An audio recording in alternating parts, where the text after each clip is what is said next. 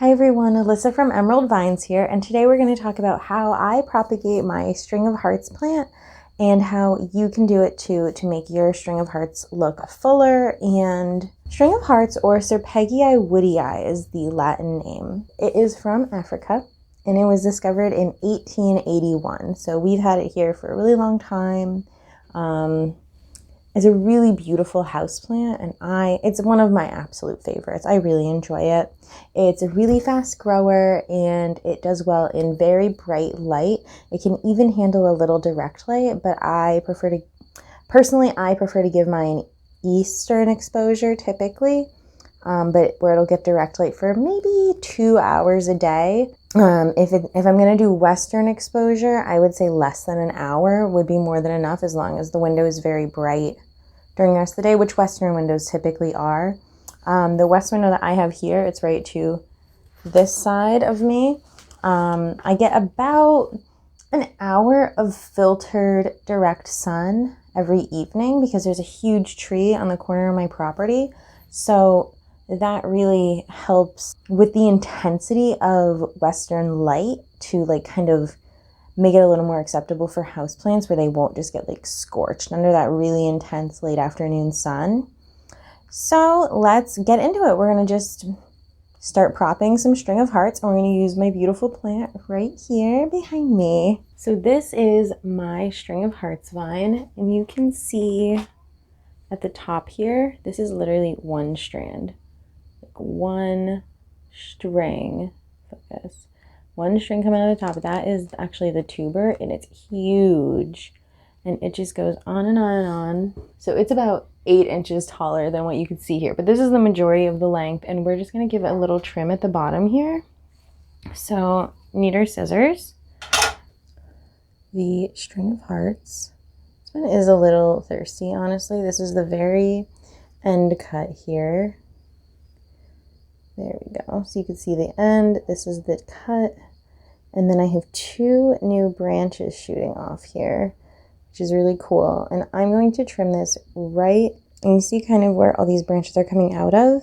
That is the node, and that is what we need to cut off. So let me get my scissors, and we are just going to cut it right here, just a little bit below the node. Okay. So now we have cut this from the mother plant, and this is what we're left with. It's hard to show. I'm going to hold on to a little leaf here. And 2 of the bigger leaves, and then our 2 little stems. I'm going to do this probably 5 more times, and we'll see what we end up with. Okay, so before we go and actually start to propagate our cuttings that we took, there's one other thing that I want to talk about when you are trimming your mother plant string of hearts. So at the end here, if you look, it's just a bunch of sticks. These sticks are not going to grow new leaves.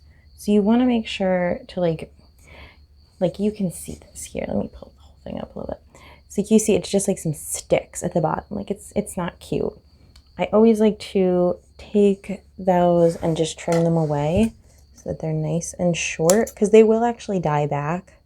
And then you end up with a plant that just looks considerably more healthy. So I'm going to do that on all my stems.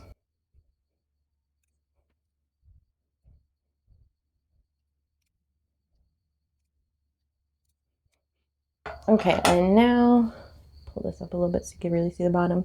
So now you see it's just hearts at the bottom, and it just looks so much tidier.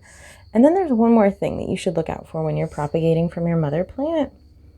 Here's the one that has it. Here it is. So this branch was cut at a different time, and you can tell because you see you have 2 leaves here, and now there are 2 new vines growing. At this point where the 2 leaves are is a node, and this node, see how it's turning brown there? It's because it's forming an aerial tuber. That is a really good part of the plant to be propagating from. I'm going to take one more cutting from here, and this is going to be my main plant, because this should start to root soon, sooner than these end cuttings that do not have a tuber growing from them. They are just a little, they're just nodes. And please ignore the riveliness.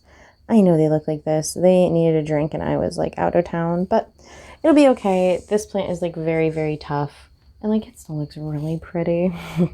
So I'm going to take one more cutting from there on this tuber. I'm going to do it the exact same way. Snip. And now I still have a huge amount of plant, like really great. And now my leaves are going to end up not being so crazy. God, do I want to cut them one more time because those two are a little bit longer? Nah, we'll leave those two a little longer. And yeah, we'll start propagating them now. Okay, so to propagate your string of hearts, you're going to need a little plastic container.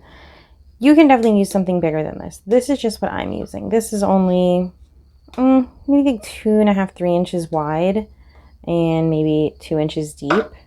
You're going to need some sphagnum moss. You're going to need, of course, your cuttings. This is that one. This is the one with our aerial tuber forming.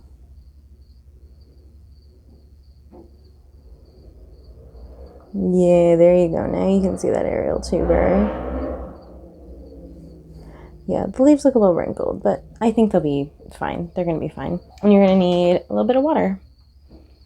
So I have put a little bit of fertilizer in this water, like a very, very, very, very tiny bit. And the first thing we're going to do is get this completely very damp, but not more than damp. Like we don't want it to be sopping wet.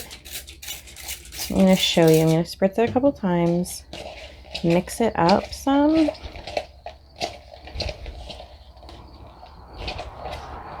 And basically see if I squeeze it, a little bit of water comes out. That's how wet I want it to be though. Like I want that water out and that's it. So now I'm going to just take a little bit. I'm going to pop it into my container. Now we have our wet sphagnum in there and you can see how deep that is. That goes up to the between 1 ounce and 2 ounce line.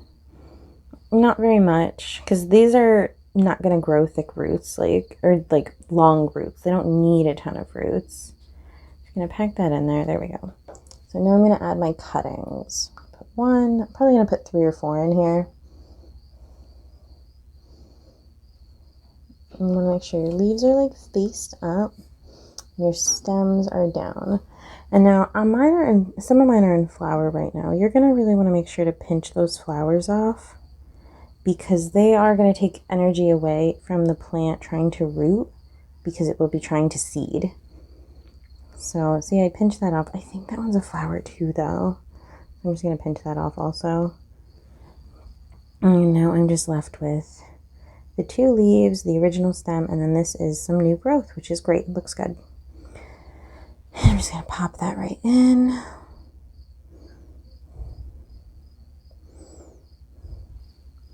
Do we have a small one we could fit in there? I think so. Yeah, here we go. Now this one, let's see here. See, this one has a bit of a damaged leaf. So I am just going to take that leaf off because it's already damaged. It's already not doing well. So it's probably not going to continue to do well. And this is completely fine because see, I still have a node here. That's a new growth point coming out in the kind of center there at the angle. And this leaf is still very healthy. So I'm just going to pop that one in too.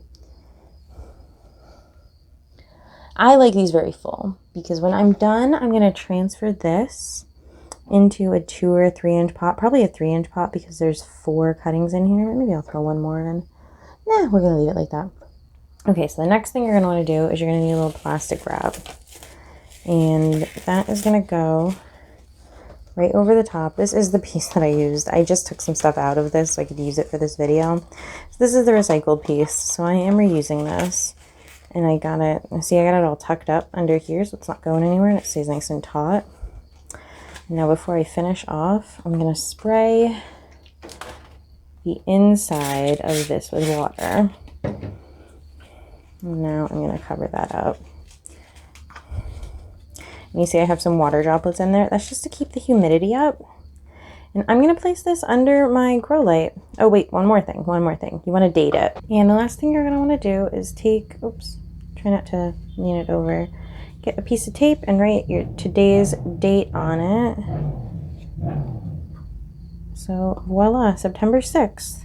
And this video is gonna be coming out in like a month, so hopefully I will have another clip after this to show you how much it's grown since then. All right, so now we've made our propagation little cups for our string of hearts. There's just a few more things that I want to touch on before we end this video.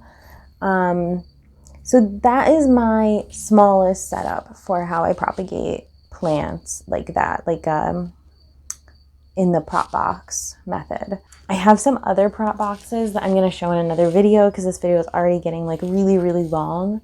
Another common thing to do is you're going to put a cup of water in the box with the plants. Just kind of like nestle it into the sphagnum moss. But that is more for bigger boxes. That little tiny cup, it retains a lot of humidity anyway because it's so small. Like you couldn't even fit like a little shot glass sized thing in there and still have room for plants. So it's not really worth it to me. But in bigger boxes, you will find that this is really, really helpful. So for maintaining your prop boxes, you really want to make sure that you are checking on the plants every day. Just like noticing that there is still like a little bit of humidity on the sides or on the top of that plastic, because humidity is key here. Without the humidity, there's really, it's kind of like, what's the point? Like you're not going to grow roots without this high humidity. And I have noticed with myself doing it that grow lights will help tremendously with that. If you're not gonna get, like if you're not in a super right spot, it will help. I think that my plants honestly could use more light, and I think they're just kind of getting crowded in their space. Again, I'll show you that whole space when I do my next video on propagation boxes in general and not just on making a string of hearts propagation. Also, I don't know if I touched on why I propagate my strings of hearts in containers like that are so small. When I pot them in soil, I like to just pull the whole thing out, moss and everything, and just place that on top of a pot of soil so that I'm not damaging any roots, because it's really hard to pull these individual plants out and not rip roots, or because it gets all stuck in the sphagnum moss. So I like to do them in these smaller containers, because then when it comes time to plant them up, I just need to find something a little bit bigger or about the same size top, and I don't have to mess with any of that, and I can just lay the sphagnum right on top and they will just keep growing. They won't have to have like a transition period really where they have to like adjust to their new environment. I mean, they will a little, because you'll probably be removing them out of that high humidity environment. So in conclusion, that's how you use the box method to propagate your strings of hearts. And I hope you like this video. If you liked it, give me a like. If you loved it, give me a sub. Okay, so it's been 11 days since I put my cuttings into this container. And I didn't put them all in this container, but here are some of them, and here's some of the progress. You can see the roots on that one. I will show that better when I remove it from the cup in a moment here. Pretty much the rest of them didn't have roots yet, but they did start like having bulkier tubers. Not even tubers, I would just say like the nodes were getting bulkier, which is a sign that they're turning into tubers, which is what you need them to do in order to keep growing roots and become really healthy plants with beautiful root systems.